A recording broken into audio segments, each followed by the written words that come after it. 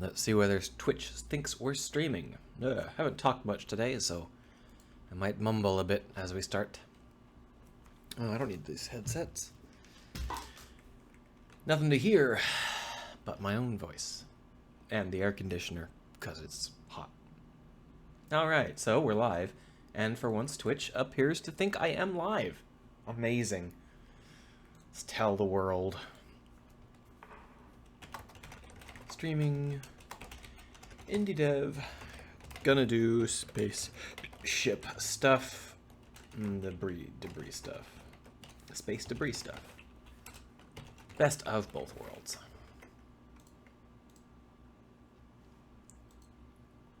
And pop on over to here and tell these folks to space debris dev, indie dev.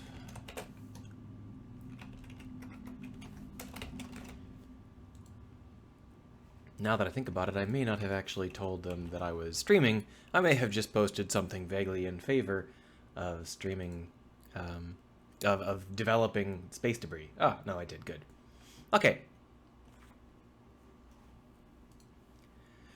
Trying to wake up.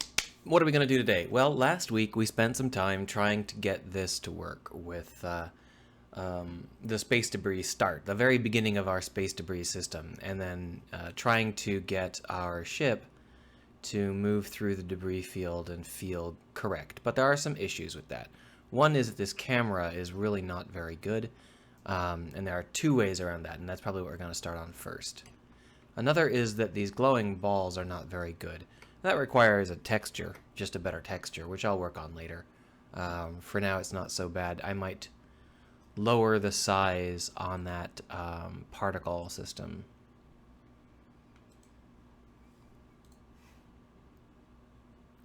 If I take it down from 8 to 5, it shouldn't be quite as egregious. Yeah, it's a little bit better. Clunk. Oh.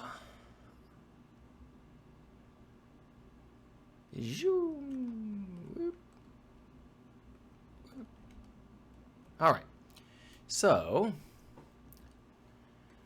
in order to make this camera work a little bit better, we have a lot of problems and a lot of questions we have to answer. One of the biggest issues here is that the player doesn't actually have control over the camera. I'm not sure whether I want to give players control over the camera for a variety of reasons. One is simply that trying to control a camera while doing close maneuvering is actually quite difficult, just due to the difficulties in multitasking that many things at once. I would prefer it if the camera automatically moved to a position where you could tell what was going on. One big helpful element to that is that the ship does put up little glowing balls wherever you're about to slam into the wall, and that's pretty helpful at avoiding, doing exactly that. You can really work around it if you're not a dumbass. But we still can't actually see very well with the camera. I think the very first step is to set the camera to have a close clipping plane that's something along the lines of 15.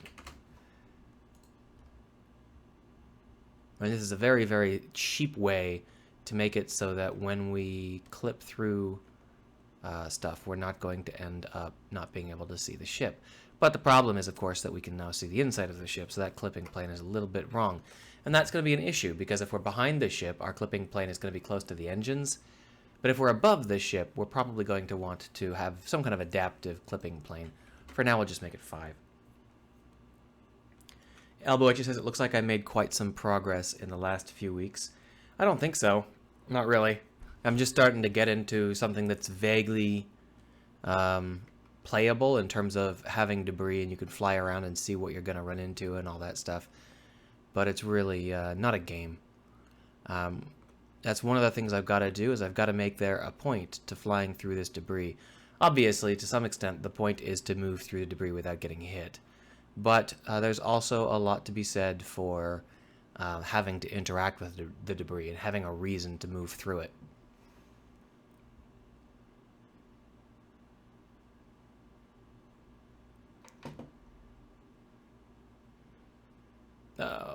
broke something. There's also the issue that the braking is not as clean as I thought it would be. At least at the moment, I'm actually breaking things that are on the inside of the ship, and I can't see what they are. That's not really how I intend the game to work. I don't want the game to just randomly break stuff that you can't see, like this fuel cell.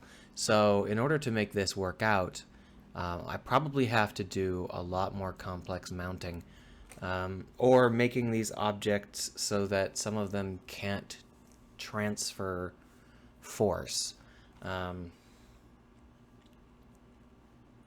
There's already ways to do that, but the problem is that right now you can see that here's the ship, right? Let's go to the scene. Here's the ship. And one layer down from the ship are most of the components, like the cockpit and double brace and stuff like that. In truth, these reactors and fuel cells should be within another object. But having that be something the player can actually do requires some thought. How do you set something up so that the players staple it into another object? In some regards, it's probably pretty easy, because I can simply check and see whether the object has no collision connection checked.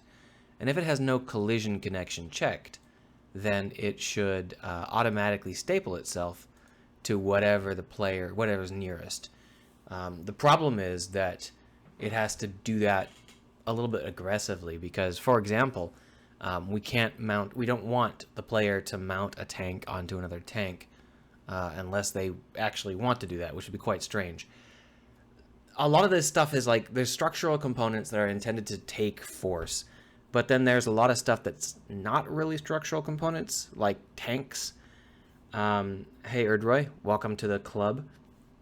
So there's this question as to how do we set up ships so that the physics of the ship is entertaining? We want the player to feel like there's something cool going on here. And the question is, what do non-physics, or rather non-structural elements like tanks and reactors and stuff actually have to do with that question? When the player puts tanks onto the ship, should we be thinking about the tanks as something that can snap, or should we be thinking of the tanks as a load on a structural component?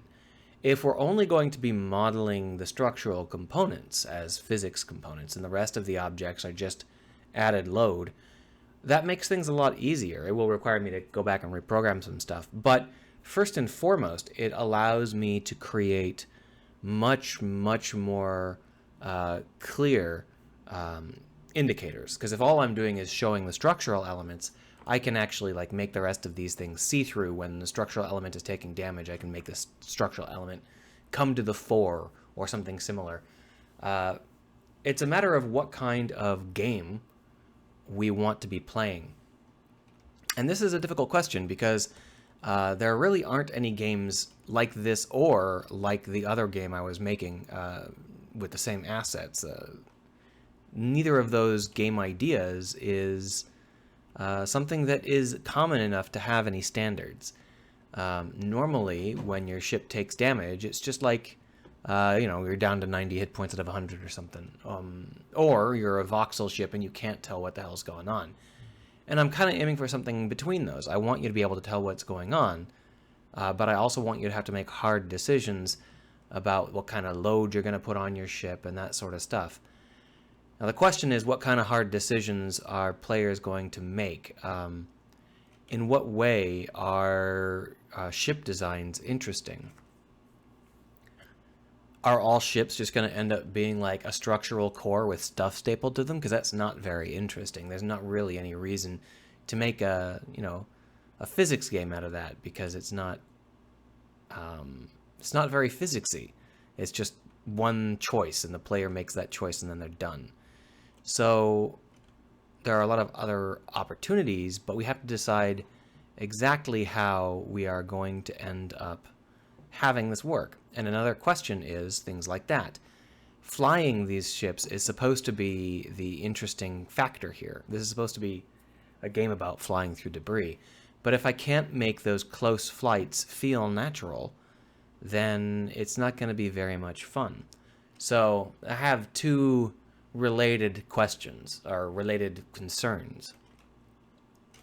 One is how the ship construction is made interesting, and the other is how do I make it so that piloting ships in close proximity is something that you can get a real feel for. One of the issues with this is these glowing balls are only really good when we are talking about the exact vector we're currently on. They don't tell us how much leeway we have off to the sides. So, for example, I can tell that I'm going to collide here, but I can't tell how far from collision I am when I can't see them. So, am I really, really close to the wall? Do I have plenty of space? These are things that are hard to say. Normally, what you'd do is you'd have a camera set up that would automatically, you'd have it so the camera would show you how much space was between you and the destination. But at some point, does it become annoying if I move the camera constantly to try and show you the closest position between you and some area? Does that become really, really confusing? What's another option? Should I have a secondary camera, like a picture-in-picture style thing where it pops up and shows you a close little look at a specific part of your ship's path? Well, let's try it out. Let's go ahead and do a camera-in-camera thing just to see whether or not that looks like something that might have some potential. So what we're going to do is we're just going to attach them straight to the ship and put them in a place where you can actually see how close your ship is to any given target. And then we will arrange them so that their viewport is just in the right spot on the screen.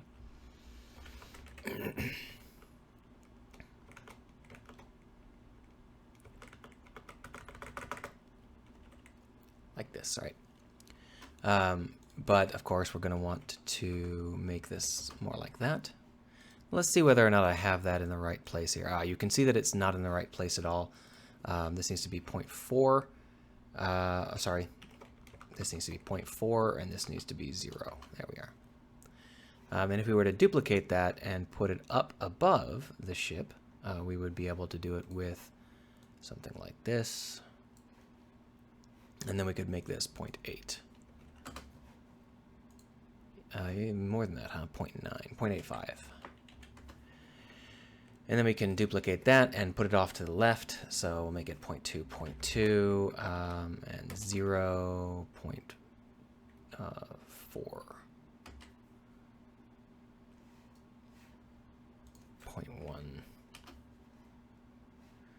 0.15, something like this, right? And then I can duplicate that again and put it off to the right with a 0.85. And of course, those cameras can be moved into a good place to show what they are trying to show. So we'll make this 7, and then this will be -7.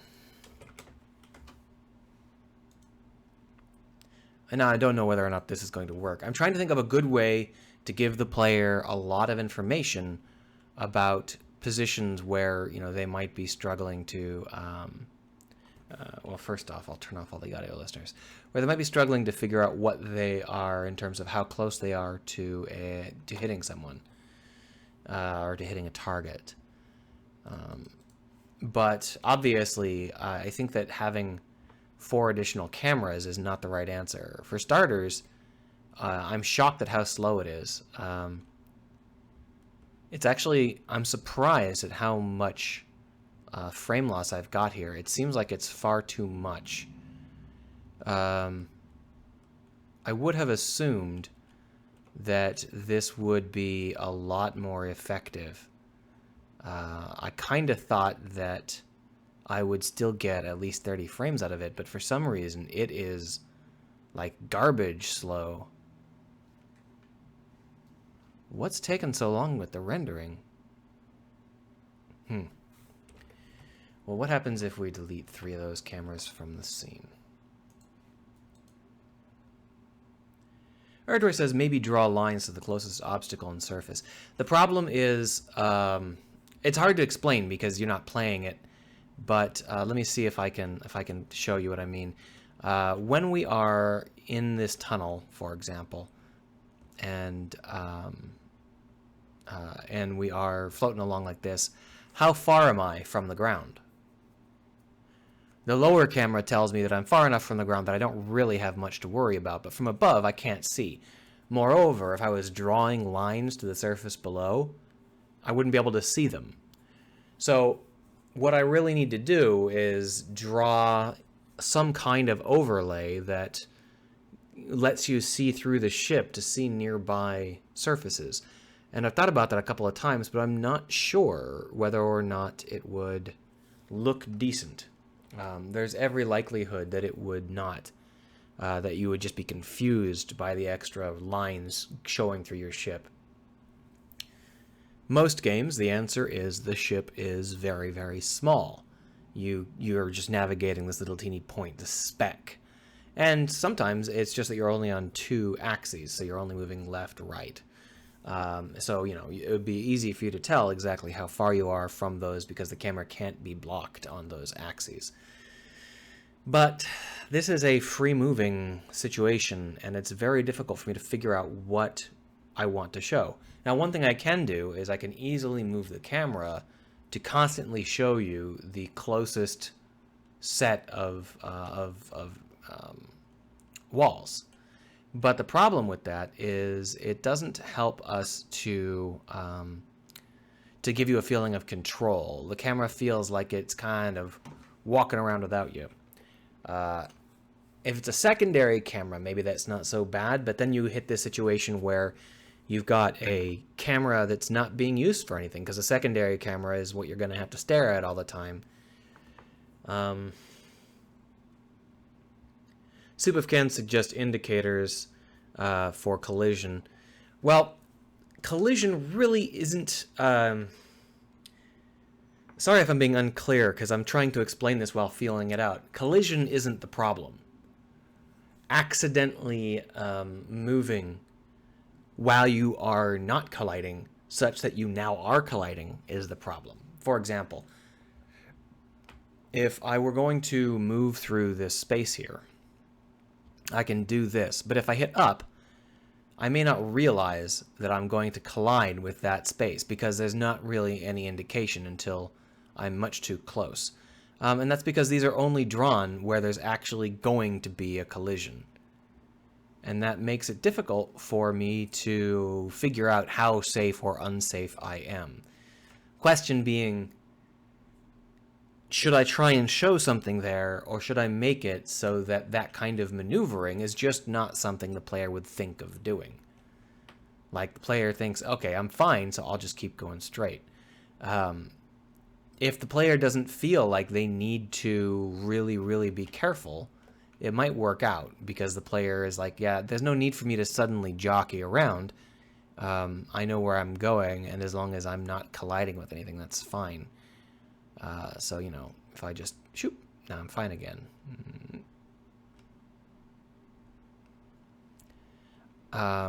So this is as much about how the game is played as it is about how the game is displayed. But I don't have enough information about how the game is played to really make a good camera for it. I think that's the heart of the problem here. The heart of the problem is that I don't actually know how this game plays. I have a lot of, like, on-paper thoughts, and they almost all revolve around scanning debris or getting close to debris, stuff like that. But I don't know kinetically how it feels. So maybe what I need to do is put the camera on the back burner for a while and work a little bit more on interactive elements with the debris. This is a little bit risky because there's a big question as to whether I need to work on the debris first or the interaction first. Because they both have such a big effect on how the game feels to play. A debris field that is sparse isn't really a piloting challenge. So the question is, why even have it? Well, if the debris field is sparse, then that means that you should be pushed to go towards those sparse pieces of debris. if not to interact with them, then to use them as shields against something like a solar flare. A problem with that is that right now there's no retrojets, and I don't know whether that's because this ship doesn't have any equipped or whether I forgot to program them. So I guess the first thing I should do is equip some retrojets just so that I can get a good feeling for what the heck I am piloting. No, that wasn't the right rotation.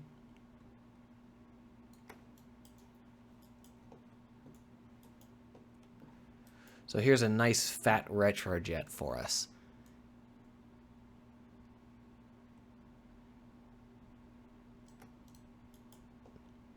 And let's see whether or not that retrojet actually works.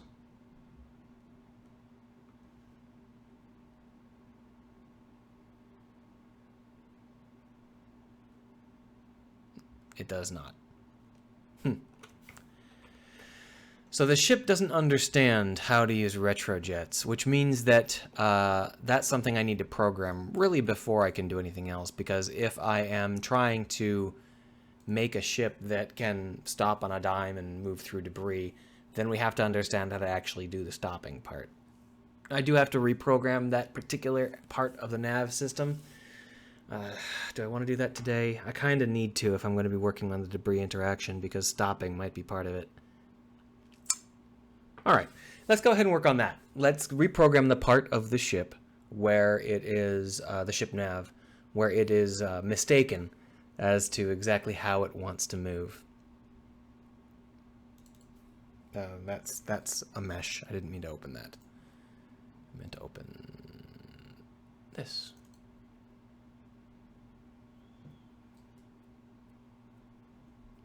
All right, so this is the ship control system, and the big problem is that right now, when we are trying to determine where we are going, we've got this. This changes the quote-unquote throttle, but then the throttle that we use is just that throttle. So if we say 0.3 throttle, then the ship interprets that as 30% thrust up to a certain percentage of the maximum speed. What we really should be doing is figuring out how fast specifically we should be trying to go and maneuvering to go that fast. And if that means decelerating, we should be trying to decelerate. So let's take a look here at the system that's being used by the engines. Close these down.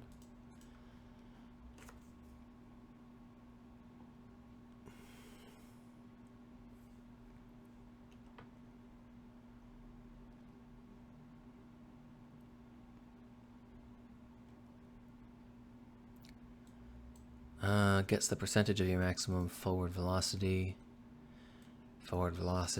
ship velocity, target strafe velocity, intended strafe. So the strafing part works fine. It's clear that the part that's broken is the forward part. So let's go ahead and, not there, pop open our thruster, yeah, thruster. So here in the thruster, we're trying to determine where we're going to be thrusting. And if we're not set up as a maneuvering thruster, then we're trying to affect our forward's velocity. Now the key to this is that our forward velocity is currently set up as negative controller.heading, which is the engine is pointed backwards, so it's just controller.heading.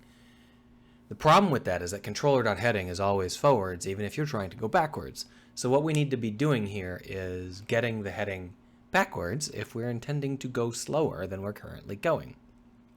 Here it is, pilotring.forward. So what we really need to do is determine how fast we're moving forward and whether or not that's over our current velocity forward.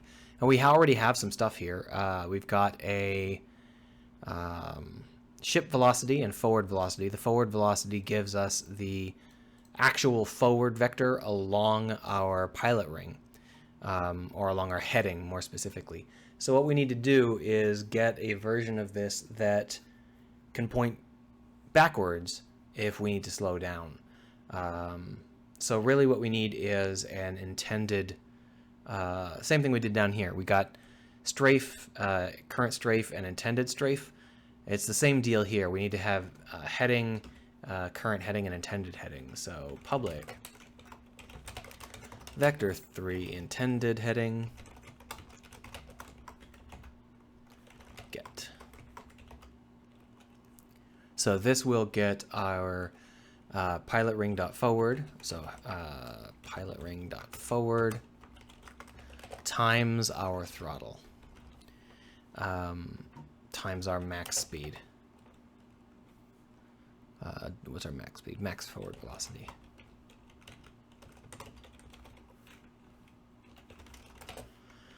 Like this. Not sure why the throttle is, I guess it's fine, it's strange. So this will get us our intended heading. So gets the intended heading according to throttle and pilot ring. Public vector3 current heading. Now we already have this. It's actually defined down here as forward velocity, this. I actually don't know whether we're using, oh okay, we're using these things here, forward velocity percent. But this here is what we're trying to use now. So what we'll do is we will just cut these out and put them up here where we're currently doing our work. And we'll go ahead and call this current heading. Yeah, current heading.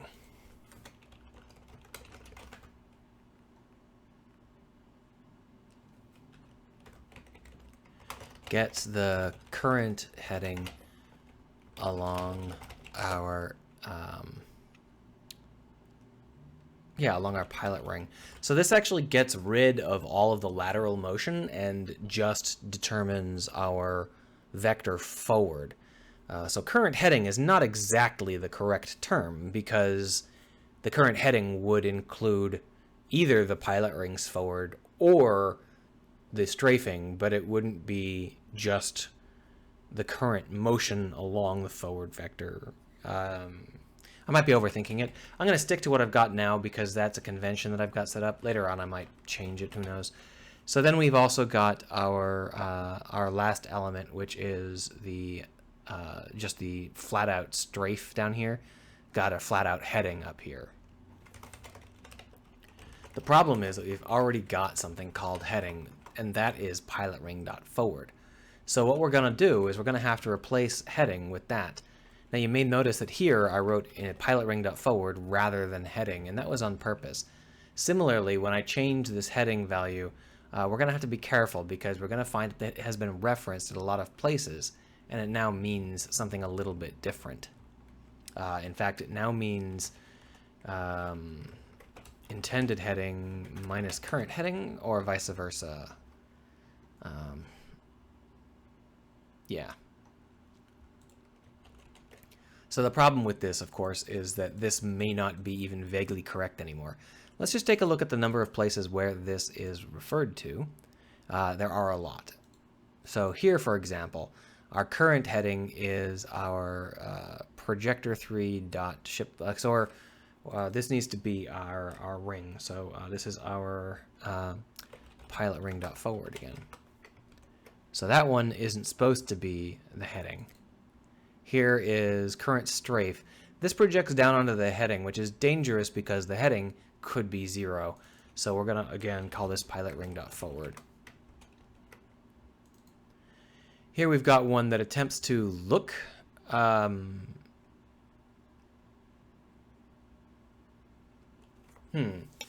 think that this one attempts to look in the direction we're trying to go.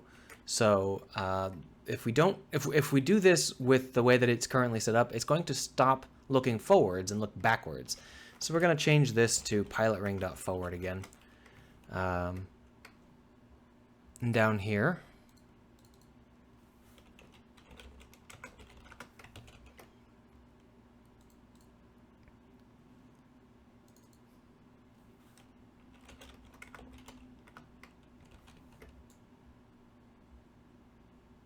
Oh, wait, I think that was supposed to be correct. No, that should be fine. So here we're in the thruster, and you can see that here we say heading equals negative controller to heading. That part is correct. And the same with the rotors. Okay, so this may be all we needed to do to get this to work. Let's find out. So the question is, A, does it still work forwards? And B, does it stop? So it seems to still work forwards all right. And then if we tell it to stop, it doesn't seem to be stopping. You can see this engine isn't firing.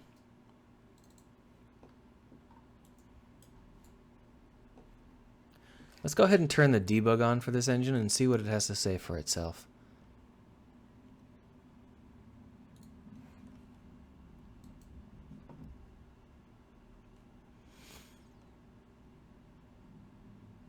So here you can see that it has no alignment with the setup, and that's correct. It has an alignment of -1 actually, but I clamp it. However, if I were to brake, aha! So here you can see that it says quite clearly that the alignment is 1, but the throttle is 0. So the question is, why is that? Let's go ahead and take a look here.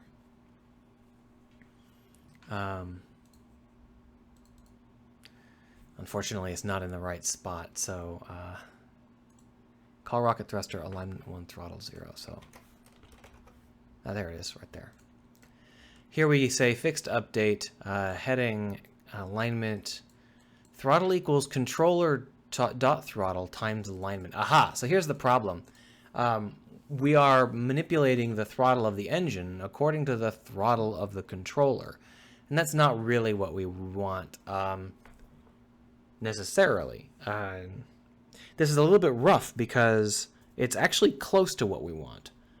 But I think what we need to do is take this throttle and add a small amount to the absolute value. So mathf.abs plus 0.25f. And then we'll see, we'll go ahead and just clamp this as well. There we are. So that should help us out. I'm taking a look. Are there any other ship.throttles or controller.throttles around here? No, that's the only one. All right, so the maneuvering doesn't give a shit. That's fine then. This should allow us to actually brake. If basically the problem is that we actually want full throttle to be something which causes the engines to really, really go aggressively. But when we're at throttle 0, we still want to brake. So that's why I added 25%. You can see now that we've got a 0.3 throttle backwards. But we don't appear to be decelerating at all. So the engine is properly firing, but the ship is interpreting that as not changing anything. So here's the direct thrust, and you can see here that it says the amount of thrust and the thrust vector involved, right? Here is where that happens. Here's the thrust quantity. Ship.rigidbody.velocity.magnitude times equals vector3.ship.rigidbody.velocity pilotring.forwards less than pilotring.velocity equals. Okay, so here is where we're doing our maneuvering, and this is where it is screwing up. I'm not sure why I'm doing this. Let's go ahead and just comment that out and see what happens. But here you can see that it says plus equals pilot ring.forward times thrust quantity. We're actually going to go ahead and make that heading. And basically the idea here is we need to be careful that we stay fun. Oh, whoop.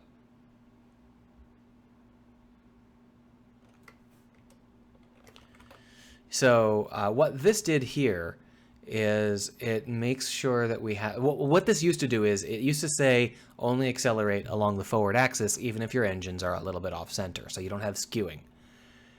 But what this did apparently really reduced the amount of thrust in use. So ship.rigidbody.velocity.magnitude times vector3 dot dot is less than forward velocity times throttle. So this is checking to see whether or not our velocity is under control.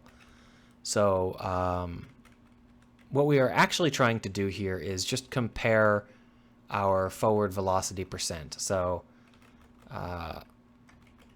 if forward velocity percent is less than throttle, then do this. But I'm not sure that that is a good idea. Boom.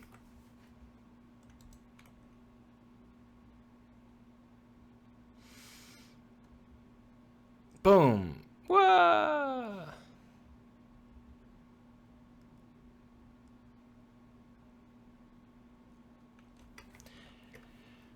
Okay, so that's interesting. These engines are apparently much stronger than I thought they were.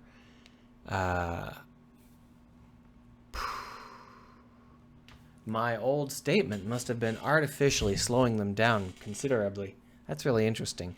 For now, let's go ahead and reduce them by a factor of 30 and just see whether or not this feels more correct. Yeah, okay. And if we brake, it doesn't seem to do jack shit.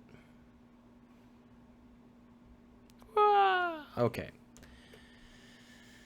So there's definitely something wrong here.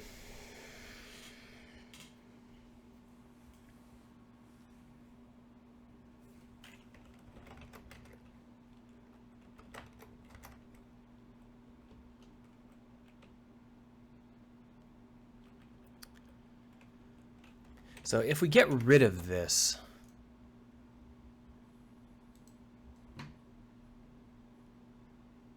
oh, you know what I need to do? The thruster here. This isn't what I need at all. It's the magnitude of the heading.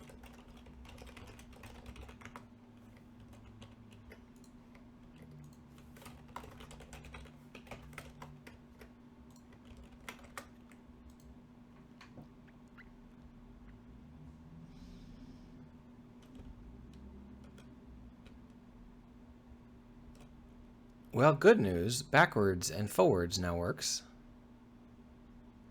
Bad news is it is ridiculously out of whack. These are the values I was expecting back when I originally did this. So that bug must have introduced considerable downgrade somehow. That must have really screwed it up somehow, which is fascinating. Either that or the throttle is now out of control, which is probably also true. Let's go ahead and divide this by max speed or something. Because I think what's happening is the controller... I think that the throttle is just maxing out at 1 regardless, which means that it like snaps open and shut even if you're just trying to move a tiny touch. Yeah, see, this is more like what I had in mind. We want to have that slow acceleration. Not too slow, but basically we only want this kind of acceleration when we're at full velocity. We're still getting a lot of thrust here, way more than I expected, and I don't know if that's a bug or if that's actually how it's supposed to be mathematically, because that's actually the sort of behavior I thought I was going to get, and it turned out that I didn't get it. So I kept upping and upping the thrust. It's now at 300. Let's go ahead and make it 3. These rocket engines can be 3.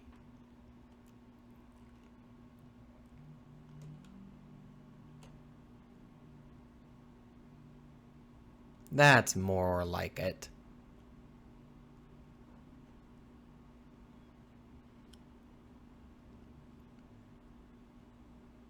So here you can see that the throttle is only 0.3 here, and I think it really should be considerably more. So what we're going to do is we are going to multiply this by 3, and the reason for that, or even more, I'll multiply it by 4. And the reason for that is simply because it will allow us to have a low acceleration when our magnitude, the throttle magnitude is very low, and a higher acceleration when our throttle magnitude is very high. But I'm not sure that that's the correct approach. Here you can see that we max out our throttle backwards, which is what I am hoping for. But I don't think this is right. So the problem is I don't want the thrust to go at full thrust all the time. I don't want it to always be at 1. Because the physics modeling says that if your thruster is going all out, you're probably going to break some shit. What I want to have happen is if you go to a high throttle level, I want it to really be careful. I'm sorry, I want you to be really careful. So you go to a high throttle level, you start to take damage, and you see that you're taking damage, and you back off. Which I guess means that if controller.throttle is greater than 0, then throttle equals controller.throttle times alignment.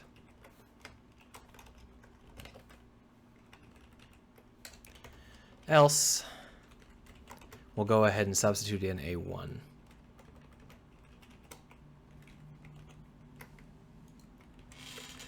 Which means that we will be able to decelerate very, very rapidly. This is kind of just a hack, though. I'm not at all sure that this is how I want it to feel. So that's more or less right. But you can see here that we don't get any deceleration at all until we actually start to reverse. And even now, the deceleration is pretty poor. I mean, look, I don't think we're actually decelerating at all. Clearly you can see it decelerating, but we're not moving any slower. Are we? I don't think we are. Well, maybe we are. Okay. We are. It's just really, really slow. So why is the reverse engine so much slower than the forward engine? So I've got two engines pointing forward, which is obviously an advantage, right? But they should only be twice as powerful instead of 1,000,000 times as powerful. Maybe they are only twice as powerful.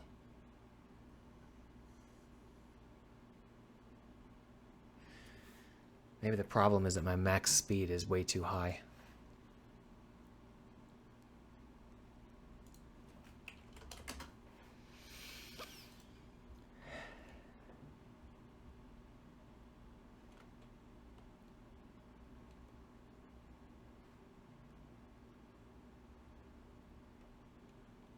See how slothful this is?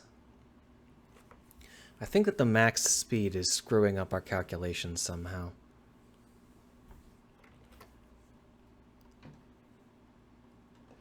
I just have to figure out what's going on. It's getting to be complicated just because I have changed things around enough that there are a lot of moving parts, and I should probably get rid of some of this technical debt. Here you can see the throttle is only 0.15, but it is maxed out at 1 when I am maxed out here. So that does imply that it's working as intended. It may just be that visually I got used to it running at a specific speed.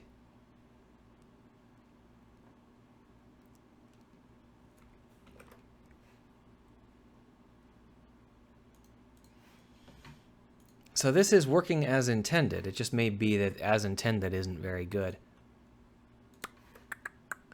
3 is a little bit low. Let's try 10 rather than 300.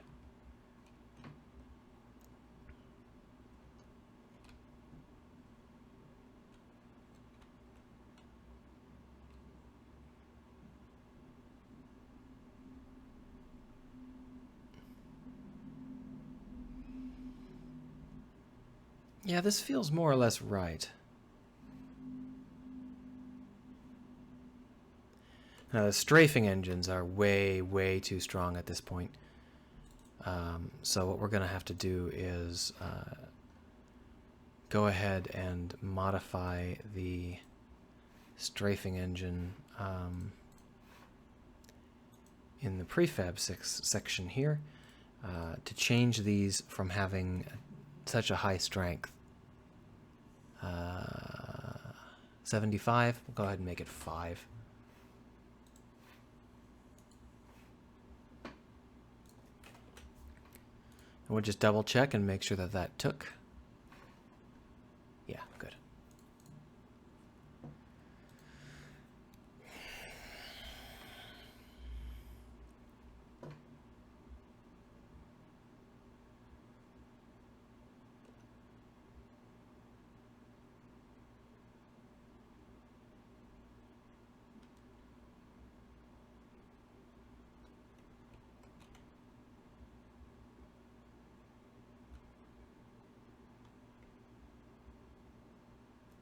Seriously? There's got to be something screwy going on here, because the reactions don't seem to make perfect sense. The right engines are firing, but they don't appear to be doing the right things. It may be that the maneuvering engines were contributing a lot to this situation. Well, I'm also multiplying them by 30, aren't I?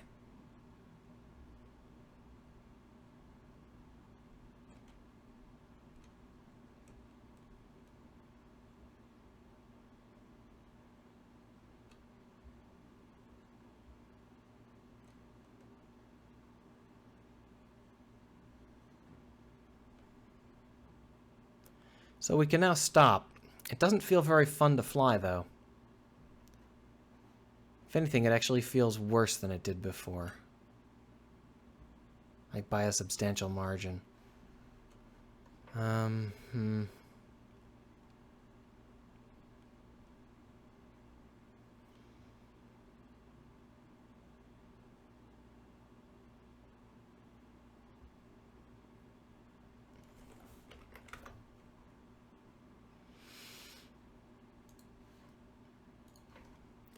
This is definitely a better approach, but I'm not at all sure that this better approach, I might have to really, really redo everything to try and get this to work. For now, we'll go ahead and change the maneuvering thrust so that it'll no longer be divided by that large value, since I think that large value was, well, that's definitely too snappy.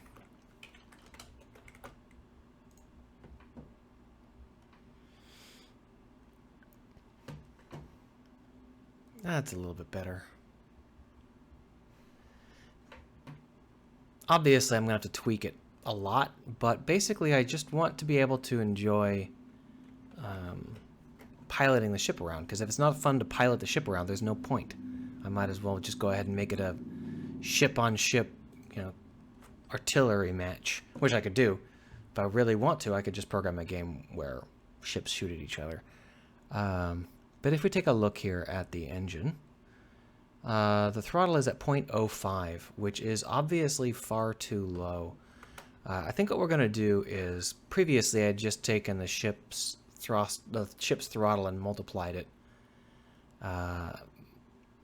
which I do here. What we're going to do is we're going to go ahead and add in just a small amount.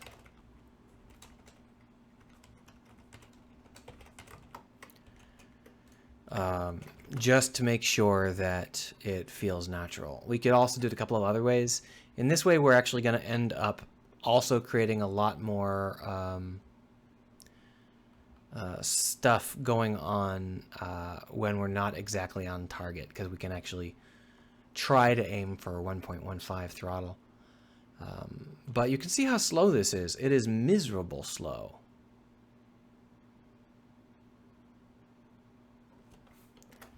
Maybe what I should be doing is taking the square root.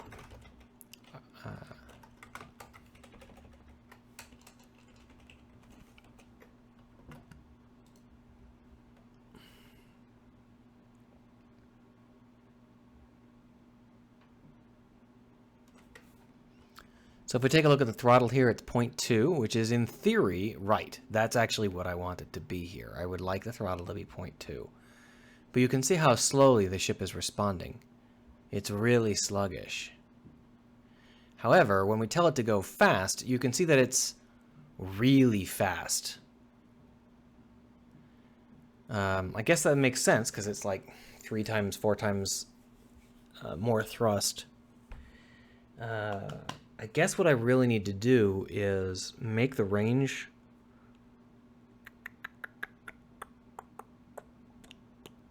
Oh,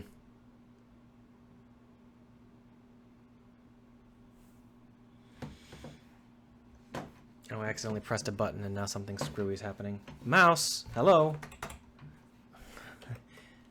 Apparently there is a button you can press that pops up a menu on the other screen while your mouse cursor is still locked in game. So, there's something screwy about this, and I need to figure out what it is, or make a different game. The problem is there's about 1 million games you can make using spaceships. And 99% of them are shooty games, where 2 spaceships shoot at each other. I wanted to avoid that. The physics that I've got for this is really pretty good, if I can figure out a way to make it fun to play. I thought the piloting system was pretty good, but I'm not at all sure that's true. Now that I'm seeing it in action. It felt good in the demo, but the demo was a different sort of game.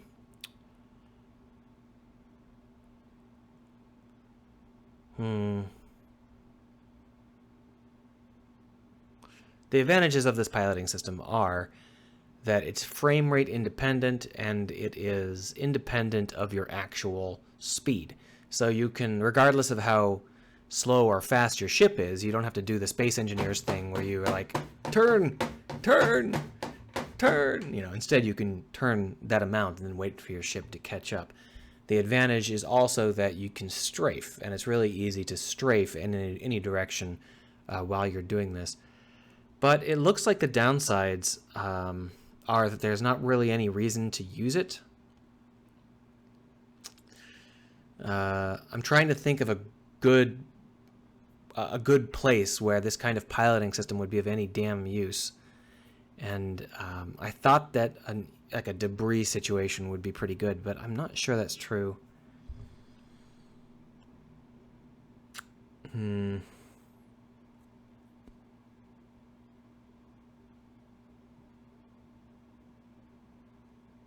might just be that I'm burned out, but what do you guys think? Any of you have any opinion on this stuff?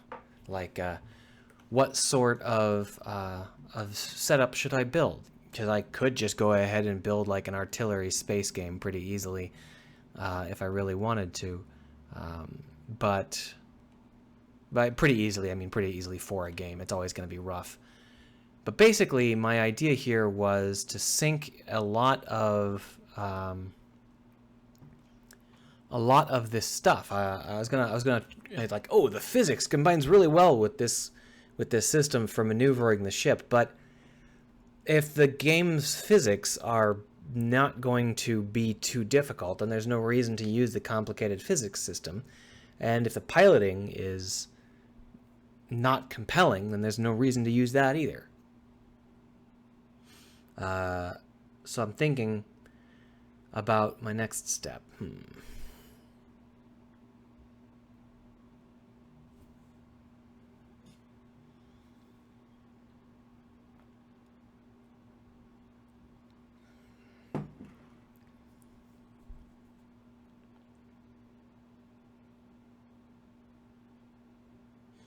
In the end, I think that this ship strafe system might actually be better in a more Sonic-like fashion. If you think about it, I don't know how many of you have played the recent Sonics, but there is this conceit they've got where when you're running along at the speed of light or whatever, pressing strafe takes you exactly 1 lane left or right.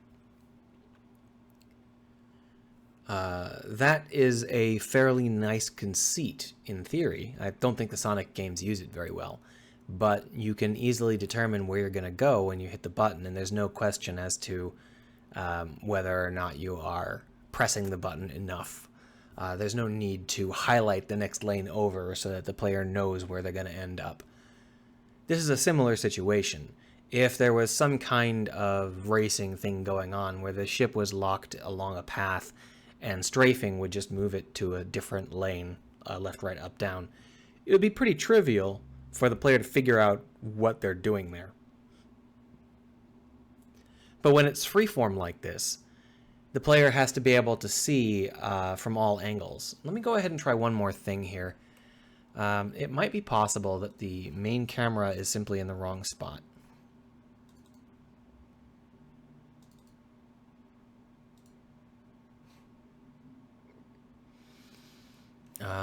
Main camera, here it is. If we back the main camera up like this, but bring it over to the side,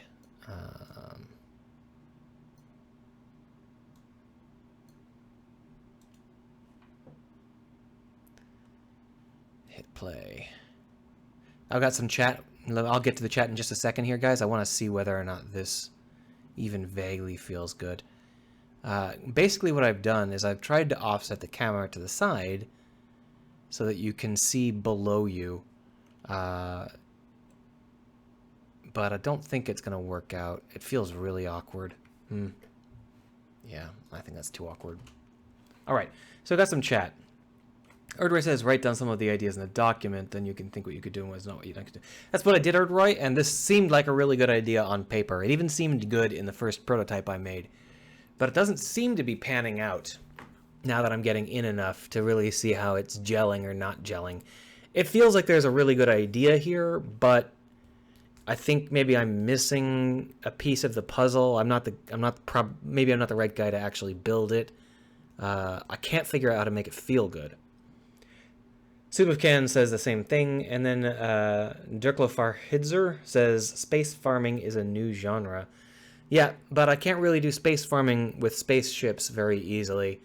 There is some element of space farming to the original game, which was the Galactic Line. I'll get around to that once I finish making something else.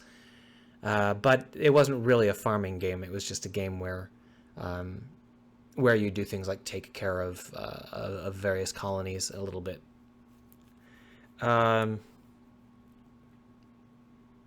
I need something that uses the assets that I'll be using for the Galactic Line, and that means spaceships. It means specifically frigate-sized spaceships. But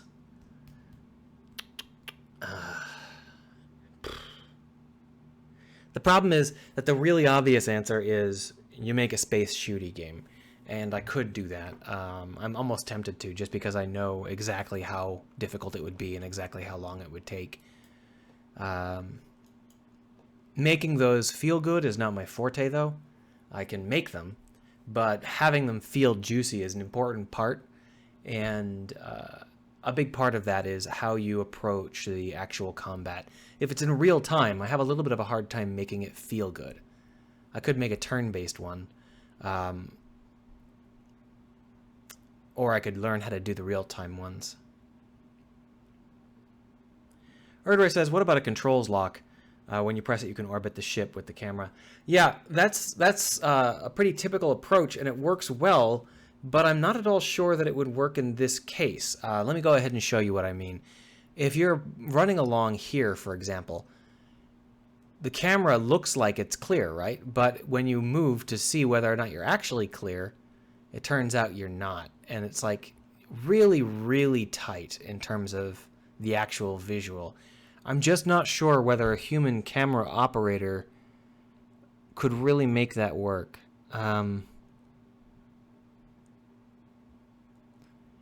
If the player is interacting with the debris, I clearly need a better camera scheme than the one I've got right now. I'm not sure if a partial free cam, a lockable free cam, is that better camera.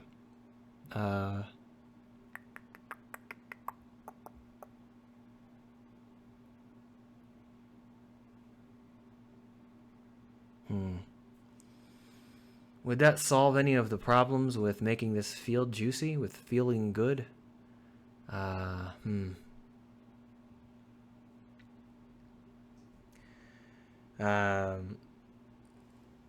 Dirtschlaufer says, take a look at Fractured Space on Steam for some ideas. It's not really much point in that. Fractured Space didn't strike me as particularly interesting. Maybe I've misjudged it.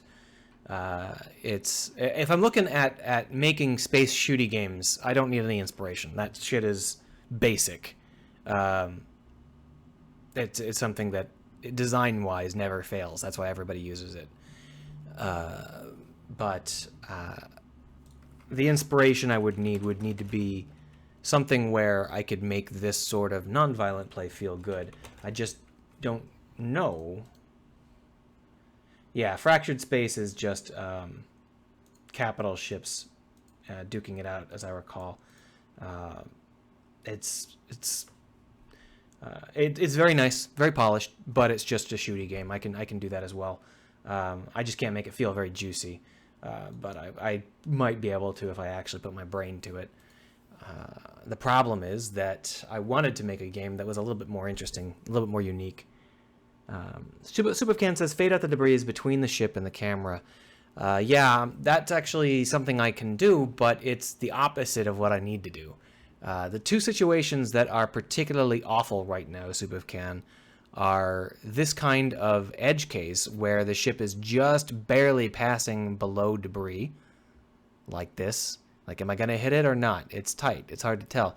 And the other problem, which is, how far am I from hitting the ground right now? Below the ship.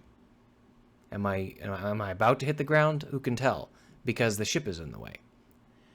I can make the ship smaller, but then you'll have a hard time telling what sort of physics events are happening with your ship and whether or not your ship is about to break.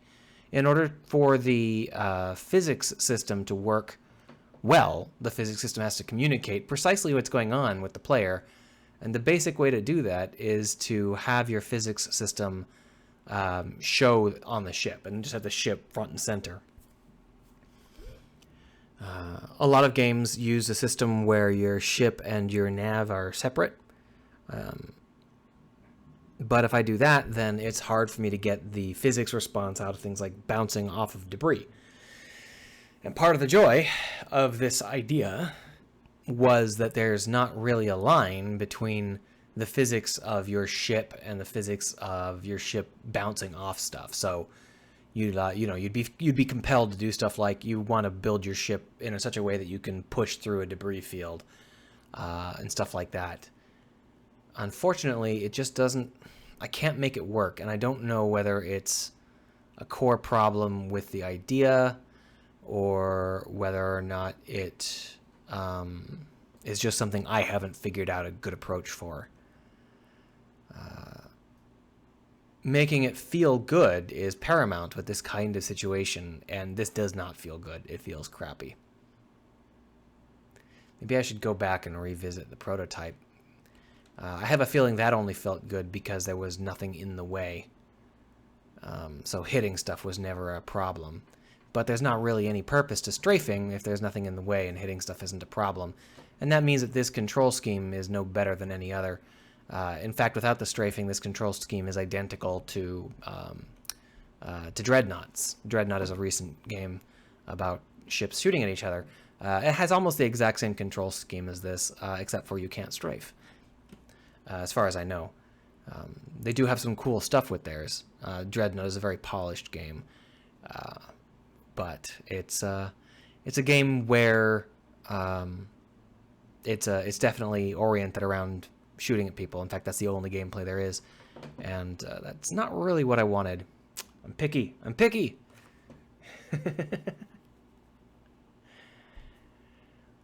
What should I do?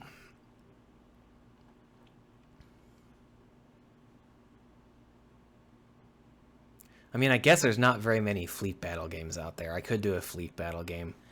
The good news with fleet battle games is that they feel inherently fairly juicy because they're chunky. Whether that means they're turn-based or not, they have this situation where fleets always have specific massive events, specifically when a particular ship is getting blown up or destroyed. And that always feels nice and heavy without feeling overwhelming, regardless of the control scheme. So a fleet battle game would be pretty decent if I wanted to set that up. And to be honest, the system that I had for a lot of the stuff, including the battle in the Galactic Line, was very fleet-based in certain ways and would go well with a fleet-based game. So I could do that. Duck Loafer says, what audience do you target, kids or adults? Well, the Galactic Line is basically The Sims in space, so both, sort of, vaguely, more adults. But I'm not really aiming to have a good market segment or anything like that. I'm perfectly happy to just make a hobbyist game that I have fun with. The problem is I'm not having fun with this one. It feels bad.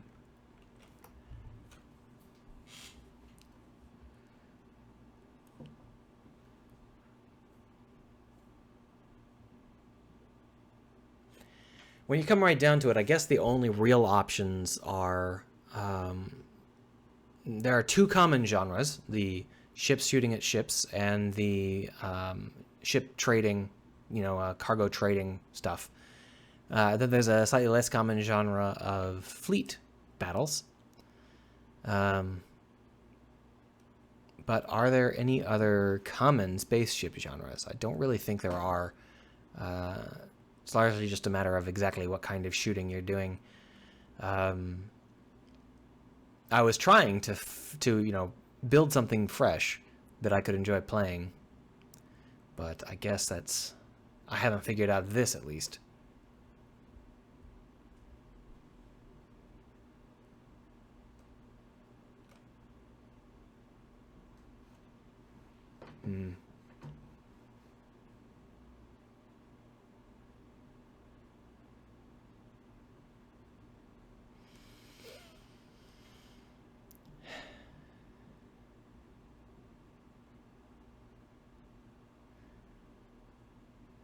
Anyway, the two genres I was working with were the salvage genre, which was what this was supposed to be, and the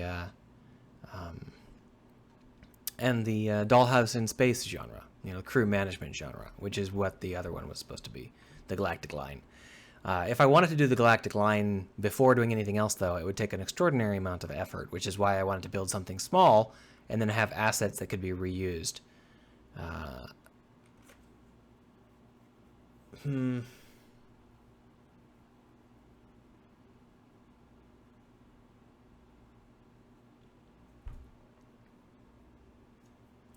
Random assortment of letters says, one thing I have seen used to show proximity is a sphere of color projected onto nearby geometry to let the players know how close they are.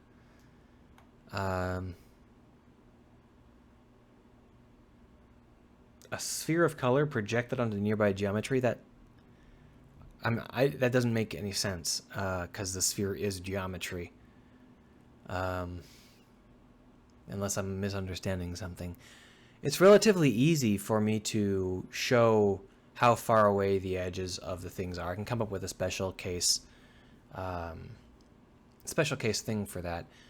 There are some difficulties because the ship is irregularly shaped, which means that you'd have to really do some approximations and it would be kind of ugly, but I have a bounding box and I could just approximate from the bounding box.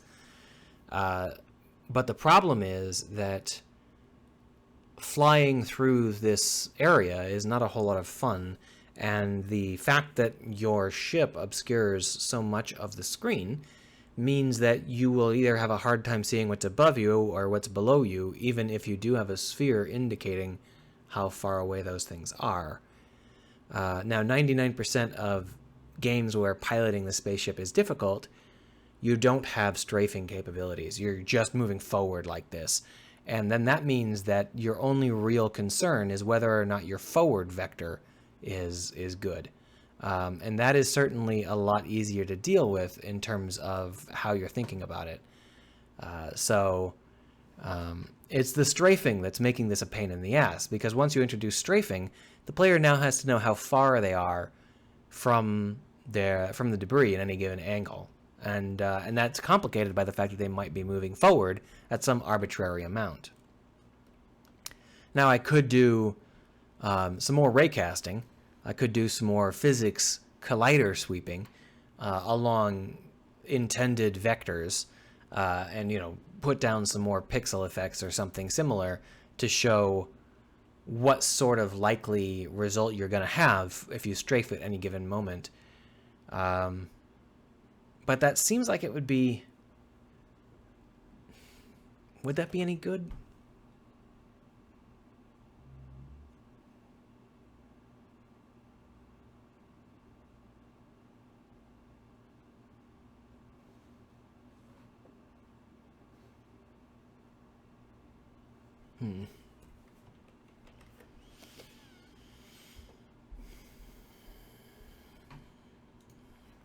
So it might be very slow, but let's give it a shot. Let's see whether or not it is as slow as I'm worried about.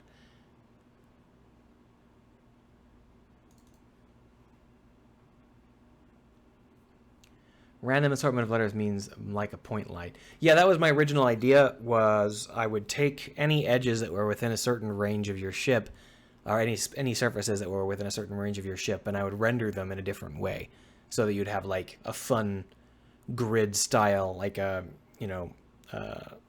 Tron-like, glowy, see-through elements. I don't have the renderer for that, or the shader for that built, but it's not a terribly difficult shader. The problem is, I don't think it would be any more fun.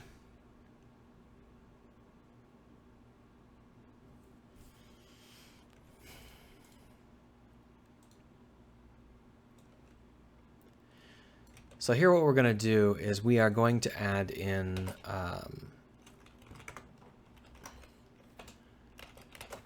we're going to add in some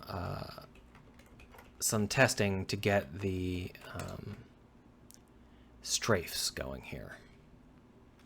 So if I can set the ep.color, yeah, start color, I'll go ahead and set this to color.white, and we'll see whether or not that actually works.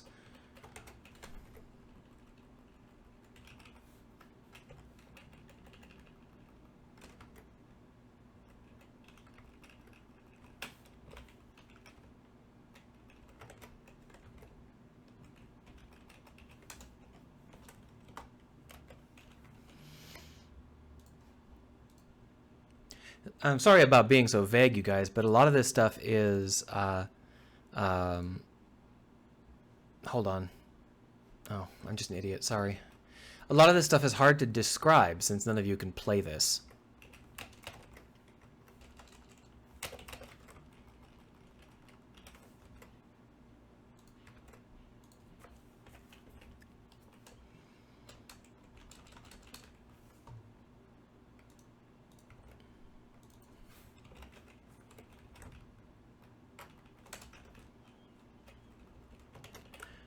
So right now the problem isn't that the player can't tell exactly where things are, although that is a problem.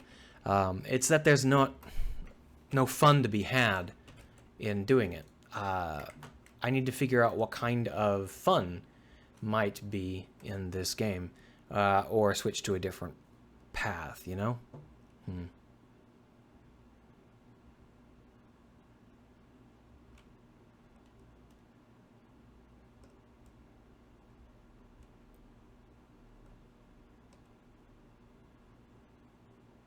That's actually not too bad. If I change the particle effect to be something less shit, that would actually be kind of good.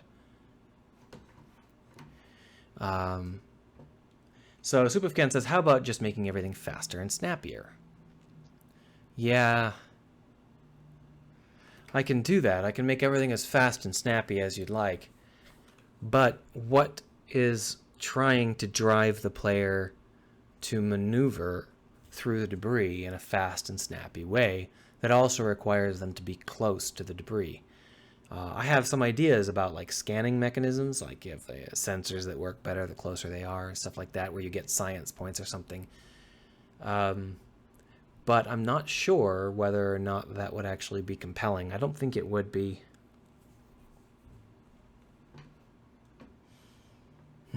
But let's go ahead and increase the snappiness of this, at least for the moment. So if we were to take these rocket thrusters, we'll go ahead and boost them from 20 to 50. And then we'll go ahead and go into the ship parts and grab that jetpack and boost them from 5 to 25.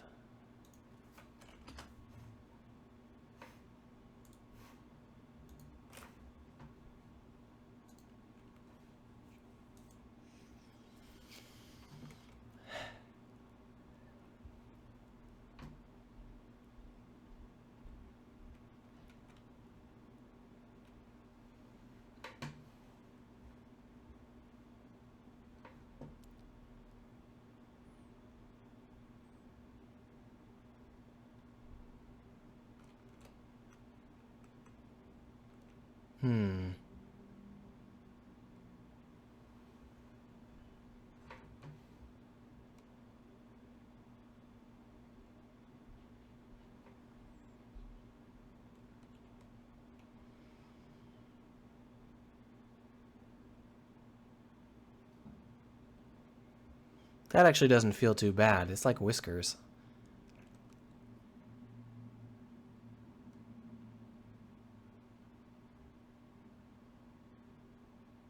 I wonder how expensive this is,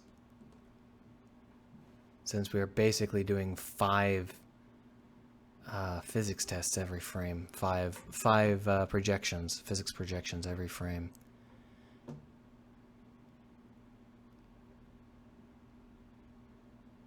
It's hard for me to tell when something is slow or not because I have a pretty good machine. Oh no! Bonk.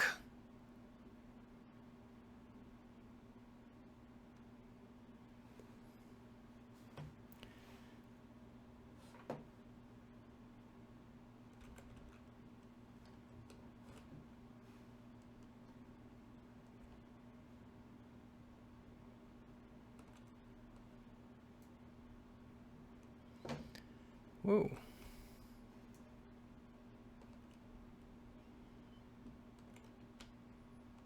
That was botched. So right now the strafing camera is still in effect, but with these strafing glow-in-the-dark markers, they might not be necessary. The strafing cam might be fine if it doesn't even exist, because I can judge how fast I'm going and where we are based on this.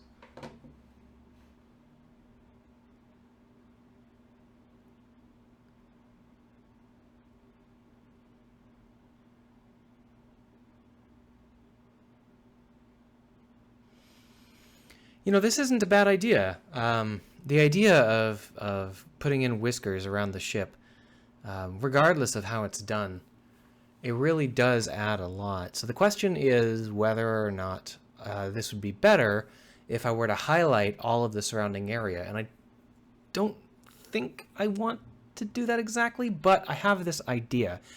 What if I were to make the surrounding meshes glow in a Tron-like fashion, not around your ship, but around your destination, around where you're currently heading, according to the speed that you're currently going. So, if I'm moving slow, it would be near my ship, but if I'm moving fast, you would see the area up ahead warp and glow. Let's go ahead and try making something to do that. I don't think I have... Do I have the... No, that's Dewtween. So I need to grab myself some what's it called?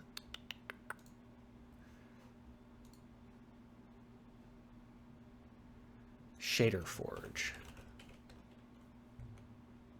Shader.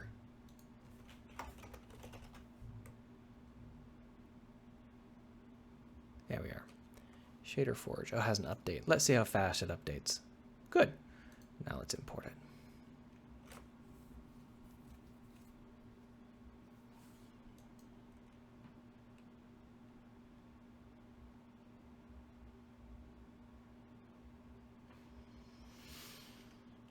All right, we're just throwing this together with Shader Forge. I think you can do this manually, but I mean, I know you can do it manually, but I think that Shader Forge will have enough features to do this properly. Unfortunately, Shader Forge is still stuck in the past. Hasn't been updated to 2017 yet, but we'll see. By the way, how's my voice? Do I still have that obnoxious echo? I added a little bit more soundproofing, but in the end, this room is a large empty room with nothing on the walls.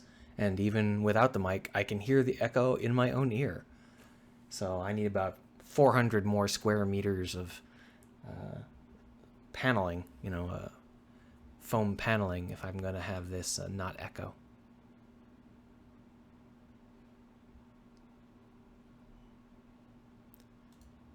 All right, so now we should be able to pop up the Shader Forge window, and let's get to work on a shader. So the only difficulty here is that we are going to have to work with the lighting a little bit. Do I want to have a custom lighting?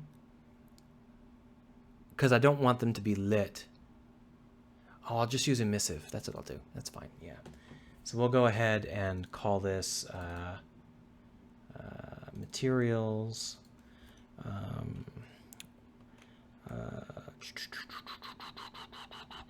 Perimeter shader. Erdry says it's okay, he thinks. Supafcan says that there is some reverb, but nobody cares. That sounds good. Okay, so here we've got a setup for our basic system. The thing is that we're going to need to be able to show proximity to a given point in world space. So to do that, what we're going to want to do is find our world space system.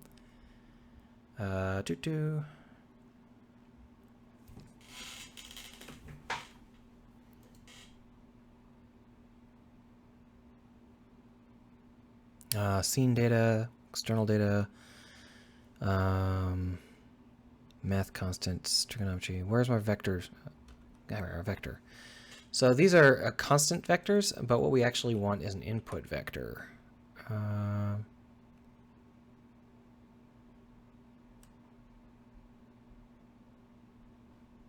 Is there no input vector? Is it just constant vectors? That's crap. So how do I give it a world point if world position? Okay, so here's a world position. I think this is a world position of the object in question. Let's go ahead and ask them. Outputs the position of the current part of the mesh in world space. So yes, that's the current position of the mesh.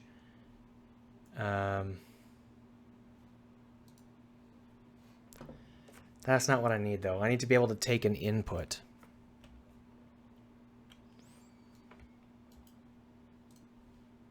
Now let's try again here.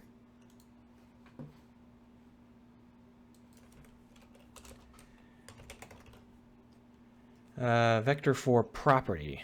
Okay, so I can give it a vector 4, but not a vector 3. That's fine.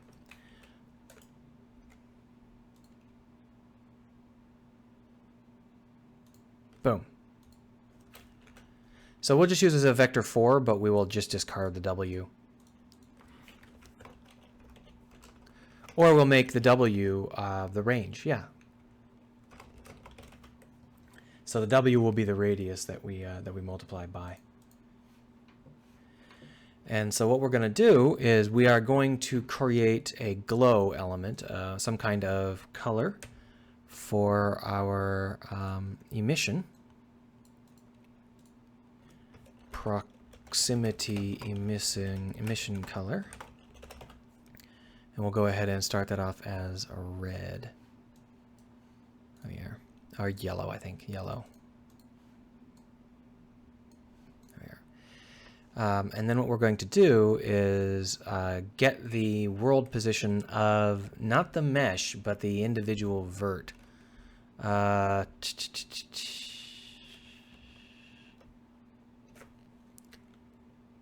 I think we need the world position of the mesh so that we can subtract it. So there's there's certainly going to be some kind of subtraction, right? Let's try this here.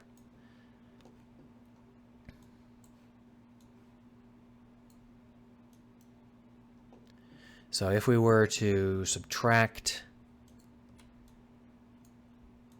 xyz and xyz, then we would get a vector 3 out of this that would be offset from the position we're looking at. And then what we would need to do is do a mathematical operation to find the magnitude of that. So is that in vector operations? Append, channel block, component mask, cross product, distance. Oh, I can just use the distance operator.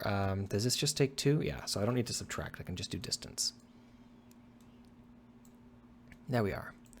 Now this creates... Oh, no, that's not going to work, is it? Because I need the actual position of the exact pixel. This is something that needs to be multiplied by the pixel, not by the object. So we do need subtract after all.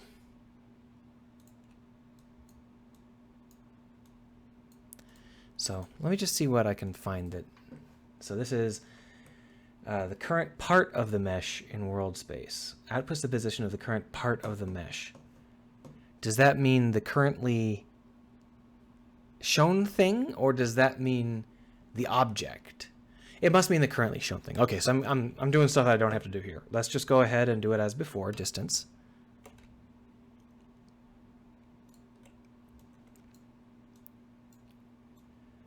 And then we will divide that by W here. And then we will multiply that by the color. And then that will be our emission.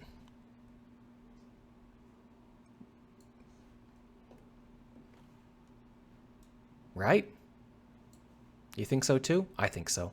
Compile that shader. And of course, it's glowing bright yellow in the test because that's how it works in the test.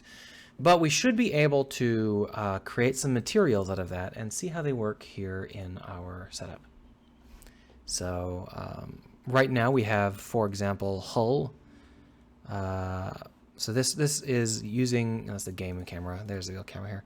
This is using the hull and interior meshes, or rather materials. We're going to go ahead and create some new ones.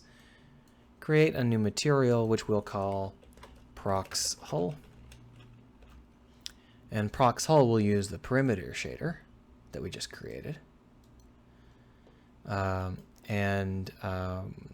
really all we need. Let's go ahead and drop that onto these objects.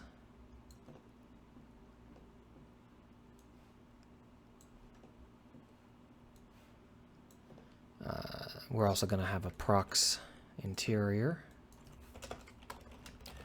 which will just be darker.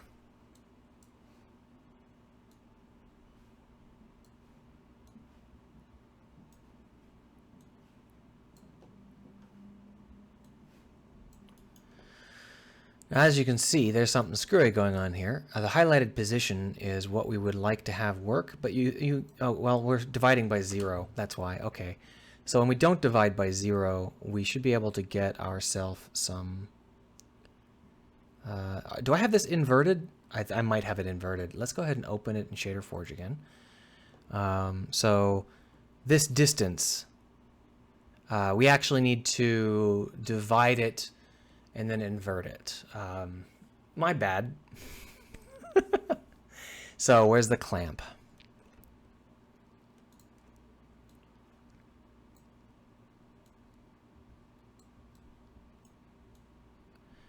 And then we'll want to invert.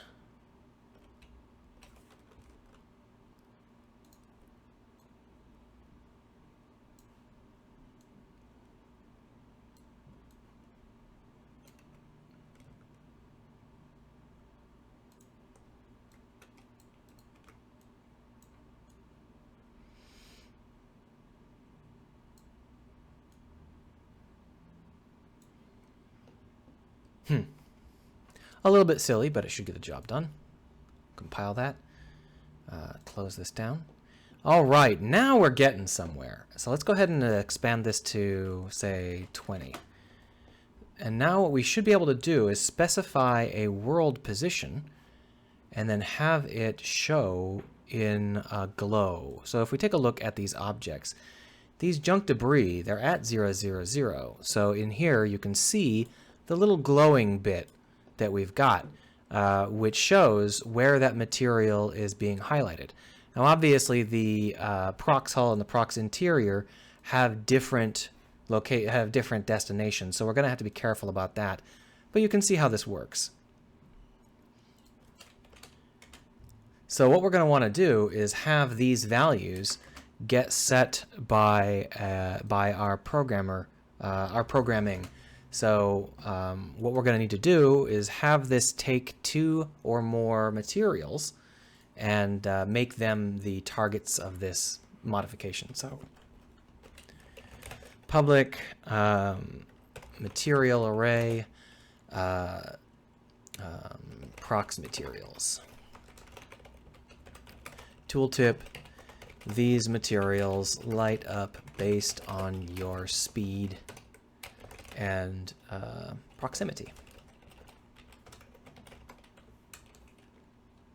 All right, so down here, we're going to go ahead and stop with these updates entirely. Getting rid of these raycasts should be quite nice.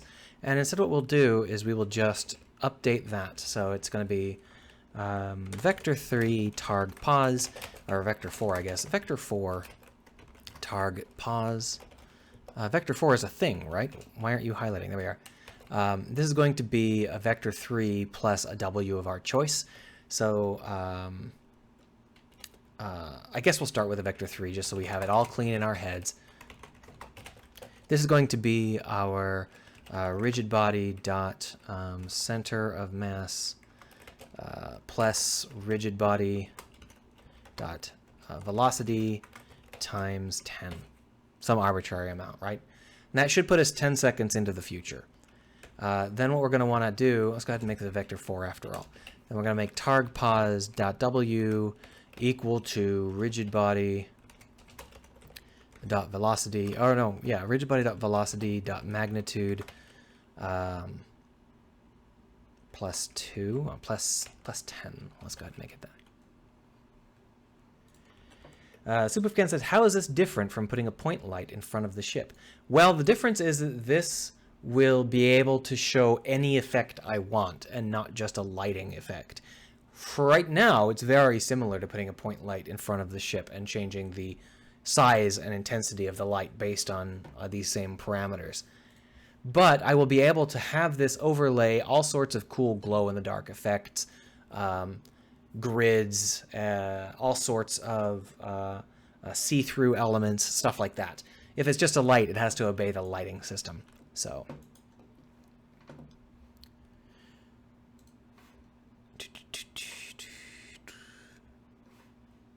here's the physics collision detector. There's the prox material.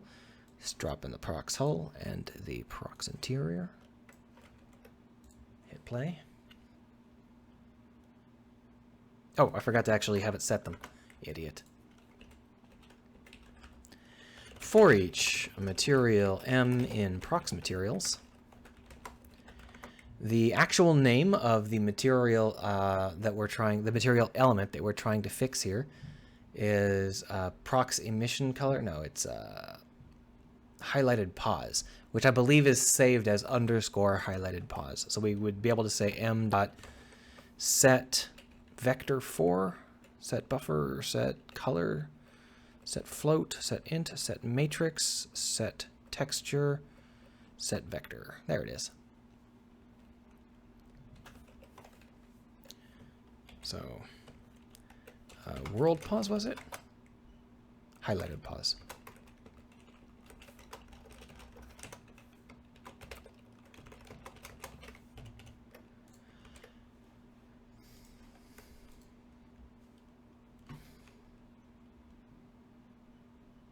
Oh, also, this works through walls, but I'm not actually sure that's a good thing. All right, so I'm not seeing it So you can see that the highlighted pause is not changing.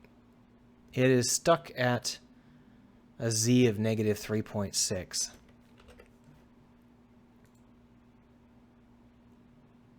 Or maybe it's just not showing as changing. We'll go ahead and put in a debug.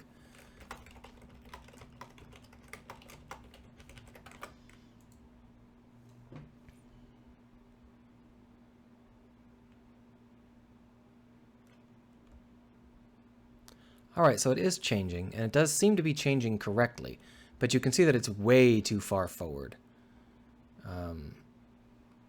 So...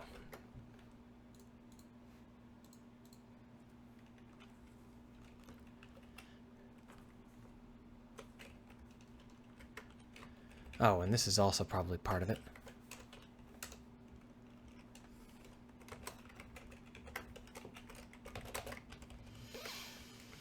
All right, let's try one more time here.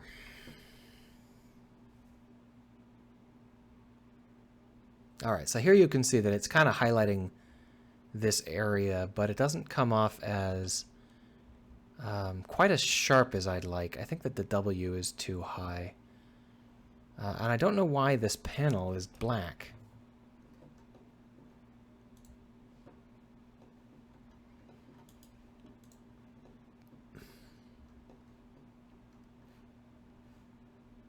Why is this panel black?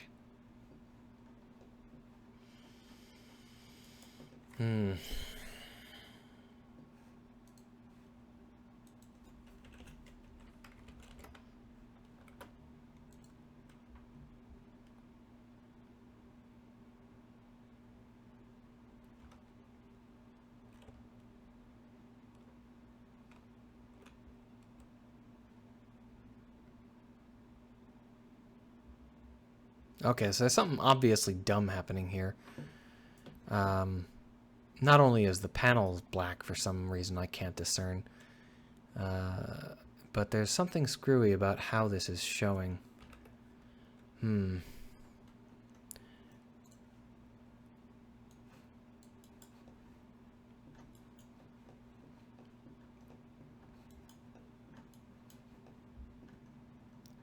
Why would it just randomly have black panels? This might be a problem with the perimeter shader that's being built in ShaderForge. I've had problems with ShaderForge recently where sometimes it just has random failures. Let's go ahead and pick some of this debris here. Maybe it'll show up as black in here. That's the wrong kind of debris.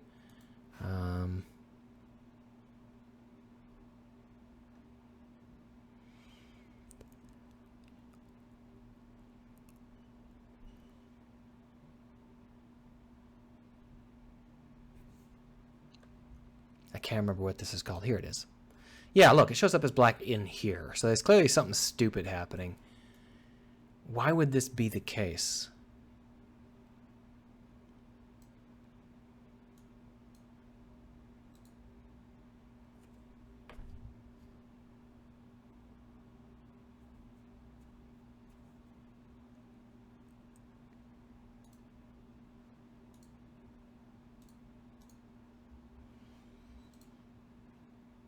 It's still black. What the hell?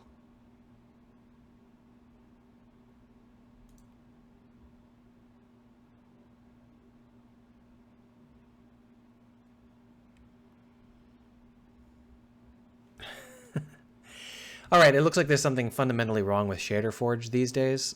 This is not the first time I've had a problem where ShaderForge's shaders just flat out fuck up.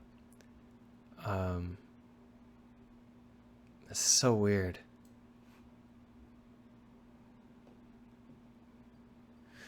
Well, I mean, I guess I can just, after all of that, I could just use a light.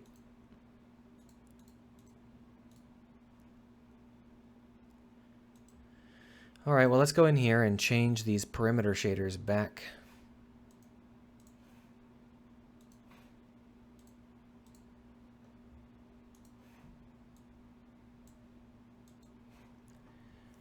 And what we'll do is we'll delete this and replace it with a light.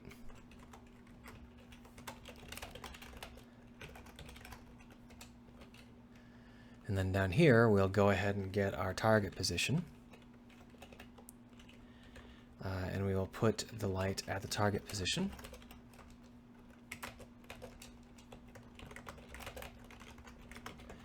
And then we will make our light's area size. The size of the area light is not what I'd like. Range, maybe? Yeah, range. We'll set the range equal to the velocity rigid body dot velocity dot magnitude plus 1 times 3. Might have to be more than that, but it should be okay, right? Let's go ahead and create that light and put it into the game world. Actually, we've already got a light. We could just adapt it. There's no reason to keep this spotlight. It's going to be in the way. We'll call this a point light, and that's going to be what we'll drop in.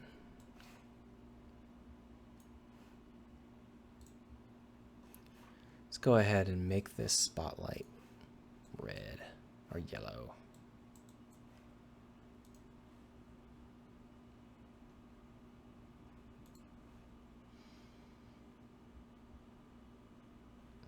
Well, good news, we don't have that problem anymore where it has black panels.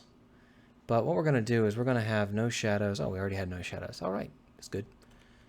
So I didn't want shadows because if it's inside the ship, it would end up doing some weird stuff, right? So here you can see that the range of the light is not very good. And it's also not set up specifically to show you what you're going to end up smacking into very well.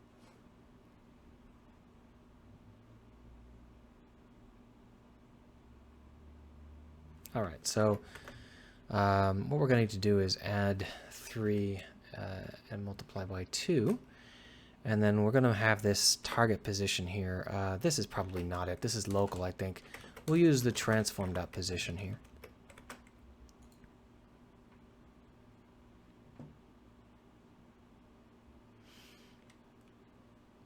Yeah, I can already tell that this is correct. This is more what I had in mind. But I don't like using a light for it. I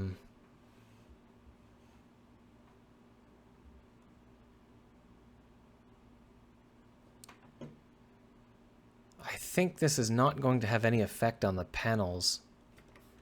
Anyway, let's bring this intensity way down. By panels, I'm talking about our problem with the with this guy here. So just change this to be the Hall A again. Right? Where is it? There it is. So there are the broken panels, and I don't believe those have anything to do with our default position. But if I put in a default position of, say, 2, 2, 2, 2, you can see that it shows, but it doesn't affect these dark panels. Those dark panels are just broken. I don't know what's going on there. I guess Shader Forge is a weapon of the past now. That's a shame. It was really, really good for a long time. I guess I have to learn how to do shaders myself now.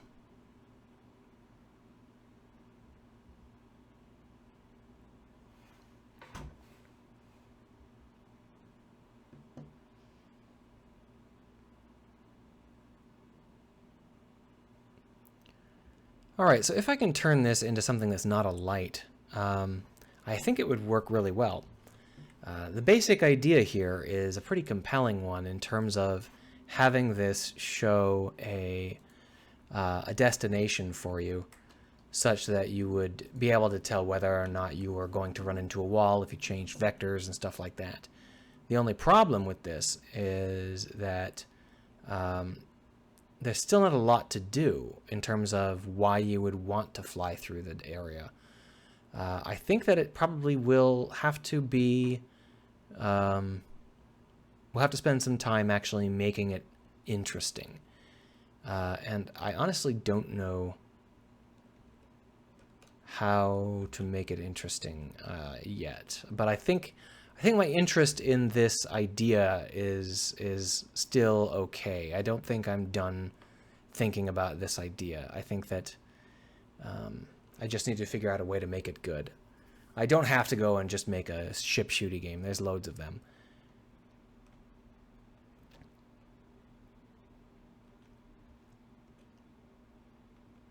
I'll probably need to make this camera entirely player controlled. The automatic camera stuff probably won't work anymore.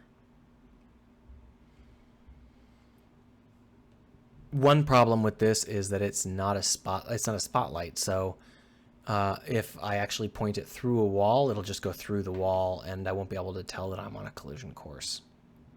For example, am I going to collide? Well, it's unclear, isn't it?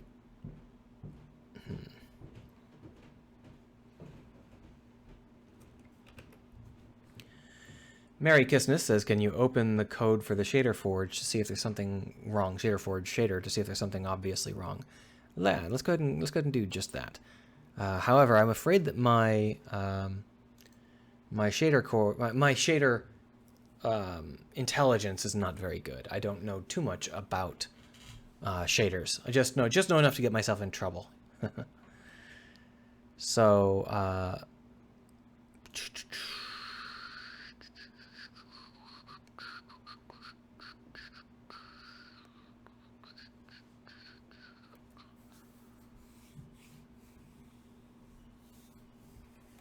I mean, in theory, it could be some of these options here.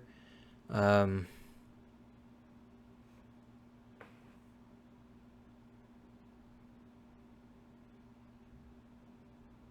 this here.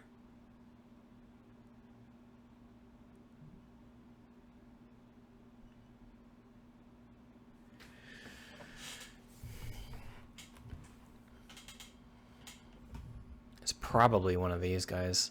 I have a feeling it's one of these dynamic light map things, but I don't know anything about them, so I don't really know how they are supposed to work.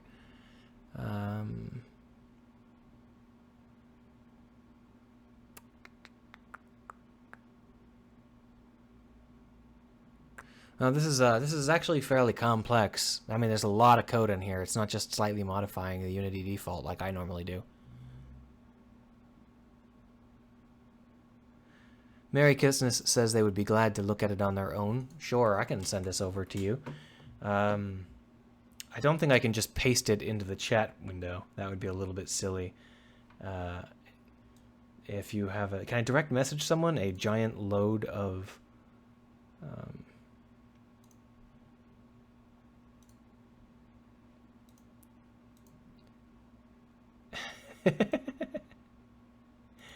Mary Kissness says, sorry, no. I'm not sure. I'm not sure which part. Oh, yeah. Mary Kissness was talking about the other thing. She was talking about, or he was talking about this being annoying to look at. Yeah. Yeah. I have to start writing my own texture, my own shader code anyway. So I guess this is a good time to call it a clean break, because this is not viable. But since I do need this to work, I could write my own. It wouldn't be too difficult, but I'm sure as hell not going to do it on camera. So I would prefer to learn the basics off camera. Although having people who know the basics yelling at you the whole time while trying to learn is actually surprisingly helpful.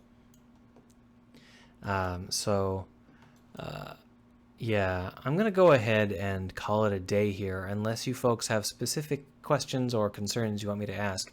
I made no progress, I'm afraid, but that's how it goes sometimes. I'm going to go ahead and delete this streaming warning and call it a day. Right, any last minute questions, anybody? That's a task view. That's not what I wanted. There's what I wanted. Dak Laufer says, thanks for the stream. Thanks for standing by while I did a whole bunch of annoying work and couldn't get anything figured out. So, from my end, it's much, much better. I'm not here to entertain you. I'm here to have you help me debug shit. Man, and you were pretty helpful today.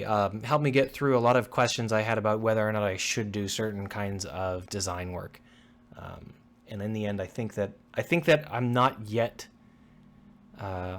This is not yet dead to me. I think that there are a lot more avenues we can explore to try and make it more interesting.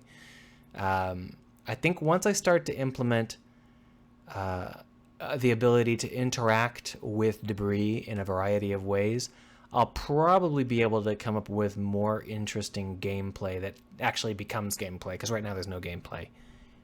So, see you guys in the next week. I'm Wednesdays and Sundays, so thanks for stopping by, and I'll pay attention to chat for a few more minutes, and that's it for today.